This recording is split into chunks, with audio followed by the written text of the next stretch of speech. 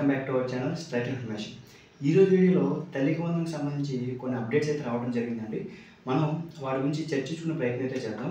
ముఖ్యంగా 4 సూచనలు అయితే వారు చేయడం అయితే జరిగిందండి. అవి ఏంటంటే హౌస్ హోల్డ్ మ్యాపింగ్లో ఎవరైతే బెనిఫిషియర్స్ ఉన్నారో స్టూడెంట్ ఉన్నారో వాళ్ళు హౌస్ హోల్డ్ మ్యాపింగ్లో ఉన్నారా లేదా అనేది ఒకసారి చెక్ చేసుకోమని చెప్పారండి.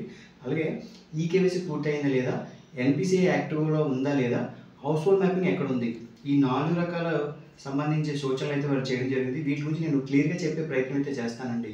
ఫస్ట్ హౌస్ హోల్డ్ మ్యాపింగ్లో ఉన్నారా లేదా, హౌస్ హోల్డ్ మ్యాపింగ్లో ఉన్నారా లేదా అనేది మీరు మీ సంబంధిత సచివాలయంలో వారిని కాంటాక్ట్ అయ్యి మీరు మ్యాపింగ్లో ఉన్నారా లేదా అనేది మీరు తెలుసుకోవచ్చండి. మోస్ట్లీ తల్లిదండ్రులు ఇద్దరు కన్ఫర్మ్గా హౌస్ హోల్డ్ మ్యాపింగ్లో అయితే ఉండడం అయితే జరిగిందండి.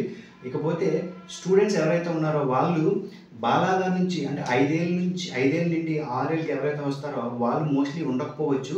మేబీ ఛాన్స్ మోస్ట్లీ ఉన్నారు. ఎక్కడో మిస్ అయి ఉంటే మాత్రం వాళ్ళని ఇమ్మీడియట్గా మీరు మీ హౌస్ హోల్డ్ మ్యాపింగ్ ఎక్కడైతే ఉందో అక్కడ మీరు ఎన్రోల్ అయితే చేసుకోండి. ఫస్ట్ ఇది కంపల్సరీ. ఎవరైతే పేరెంట్స్ ఉన్నారో పేరెంట్స్తో పాటు స్టూడెంట్స్ కూడా ఒకే హౌస్ హోల్డ్ మ్యాపింగ్లో ఉండాలి. ఇది మీ సంబంధిత సచివాలయంలో కాంటాక్ట్ అయితే వాళ్ళు మీ వివరాలను తెలియజేయడం అయితే జరుగుతుందండి. ఈ రకంగా ఒక లేకపోతే మాత్రం వాళ్ళు ఎన్రోల్ చేస్తారు, ఎన్రోల్ చేసుకోండి. ఇది మ్యాపింగ్ సంబంధించి.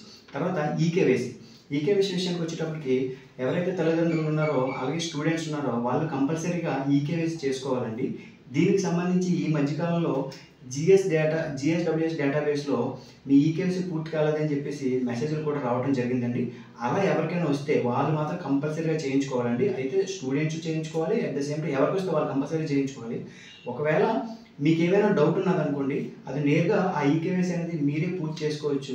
అది ఎలా చేసుకోవచ్చు అంటే నేను మీకు లింక్ అనేది ప్రొవైడ్ చేస్తాను. ఆ లింక్ ఓపెన్ చేసి మీ ఆధార్ నెంబర్ ఎంటర్ చేసి క్యాప్చా ఎంటర్ చేస్తే సబ్మిట్ కొడితే ఓటీపీ వస్తుందండి. ఆ ఓటీపీ షేర్ చేస్తే జిఎస్డబ్ల్యూఎస్ డేటాబేస్లో మీ ఆధార్లో మీ డీటెయిల్స్ ఎలా అయితే ఉన్నాయో అలా సేమ్ యాజ్ ఇట్ ఈస్గా ఆ డేటాబేస్లో మారడం అయితే జరుగుతుందండి.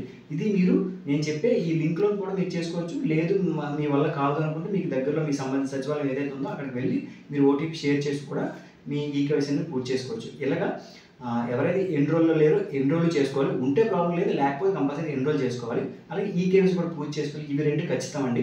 తర్వాత బ్యాంక్ అకౌంట్ డీటెయిల్స్ సరి చూసుకోమన్నారండి. బ్యాంక్ అకౌంట్ డీటెయిల్స్ సరి చూసుకోవడం అంటే ఏం లేదు. ఏంటంటే ఇప్పుడు ఏ స్కీమ్ అయినా గవర్నమెంట్ నుంచి వచ్చే ఏ స్కీమ్ అయినా సరే డీబీటీ ద్వారా వేస్తారండి. ఈ డీబీటీ ట్రాన్సాక్షన్ సక్సెస్ అవ్వాలంటే మీరు ఏదైతే బ్యాంక్ అకౌంట్ ఉందో ఆ అకౌంట్కి ఎన్పిసిఐ లింక్ అయి ఉండాలండి. ఈ ఎన్పిసిఐ లింక్ అయి ఉంటే కంపల్సరీగా మీకు పేమెంట్ అనేది ఎక్కడ ఫెయిల్యూర్ కాకుండా ట్రాన్సాక్షన్ సక్సెస్ అవుతుంది. ఇది మీ పేరెంట్ అయితే పేరెంట్, గార్డెన్ అయితే గార్డెన్. ఎవరైతే మీరు ఆ స్టూడెంట్కి సంబంధించి మనం ప్రొవైడ్ చేద్దాం అనుకుంటున్నాం డీటెయిల్స్, వాళ్ళు కంపల్సరీ ఈ ఎన్పిసిఐ యాక్టివ్లో ఉందో ఇన్యాక్టివ్లో ఉందో మీరు చెక్ చేసుకోవాలి. యాక్టివ్లో ఉంటే మీకు ఎటువంటి ప్రాబ్లం లేకుండా అమౌంట్ అనేది క్రెడిట్ అవుతుంది. ఒకవేళ ఇన్యాక్టివ్లో ఉంటే మాత్రం కంపల్సరీగా చేయించుకోవాలి. ఇది యాక్టివ్లో ఉందా ఇన్యాక్టివ్లో ఉందా అనేది మనం ప్రీవియస్ వీడియోలో ఆల్రెడీ చేసామండి.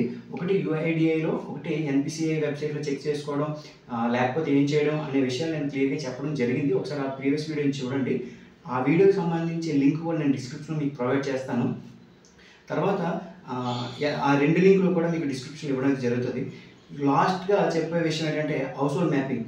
మీరు ప్రస్తుతం ఎక్కడైతే నివసిస్తున్నారో ఆ నివసిస్తున్న ప్రాంతంలో మీ హౌస్ హోల్డ్ మ్యాపింగ్ ఉండేటట్టుగా చూసుకోండి. ఇది మీరు ఎలా చేయించుకోవాలనుకుంటే మీరు అర్బన్లో నుంచి రూరల్ కానీ, రూరల్ నుంచి అర్బన్ కానీ ఈ మధ్యకాలంలో ఏదైనా వలస వెళ్ళడం కానీ మారడం కానీ జరిగింది అనుకోండి, ఖచ్చితంగా మీకు దగ్గరలో ఉన్న సచివాలయాన్ని కాంటాక్ట్ అయితే వాళ్ళు మీకు ఒక అప్లికేషన్ ఇస్తారు. అప్లికేషన్కి మీరు మీ ఆధార్ని జత చేసి మీ హౌస్ హోల్డ్ మ్యాపింగ్ ప్రెజెంట్ మీరు ఎక్కడైతే ఉన్నారో అక్కడ సచివాలయానికి మీరు మ్యాప్ చేసుకోవచ్చు. ఇలా నేను ఏదైతే చెప్పానో ఈ 4 రకాలు కూడా మీరు ఒకసారి సరి చూసుకుంటే మీకు రేపటి రోజు ఈ తల్లికి వందన స్కీమే కాదు మిగిలిన ఏ స్కీమ్స్ అయినా సరే ఎటువంటి ఇబ్బందులు తలెత్తకుండా మీకు ట్రాన్సాక్షన్ అనేవి సక్సెస్ అవుతాయండి.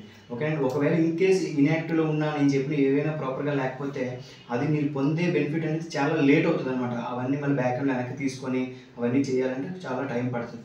కాబట్టి ఇవి నేను చెప్పిన ఈ 4 కూడా కన్ఫర్మ్గా చూసి చెక్ చేసుకోండి. ఓకేనండి. ఒకవేళ ఏమైనా మీకు డౌట్స్ ఉంటే కామెంట్ చేయండి. నేను మీకు ఫ్రాక్షన్ ఆఫ్ సెకండ్స్లో రిప్లై అయితే ఇవ్వడం జరుగుతుందండి. ఓకే.